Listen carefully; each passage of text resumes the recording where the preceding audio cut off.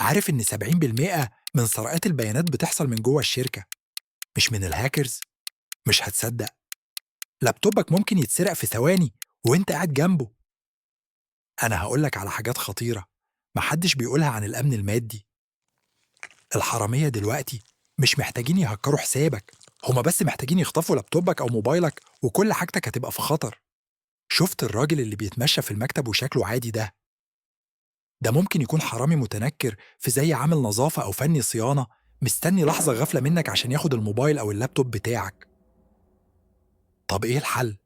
هقولك على حاجات بسيطة هتحميك. ما تسيبش أجهزتك لوحدها أبدا، حتى لو رايح تجيب قهوة يا تقفلها وتاخدها معاك. نظف مكتبك قبل ما تمشي، شيل أي ورق فيه معلومات شخصية أو سرية، اقفل درجك بمفتاح. لما تطبع أي حاجة سرية روح على الطبعة على طول، ما تسيبش الورق هناك لأي حد يشوفه. لو شفت أي حد غريب بيتمشى في المكان من غير كارت اسأله مين هو وجاي ليه. متقلقش من رد فعله، ده أمان. قبل ما تنام تأكد إن كل الأبواب والشبابيك مقفولة وإن الأجهزة المهمة مش باينة من بره. فاكر ال70% اللي قلت لك عليهم في الأول؟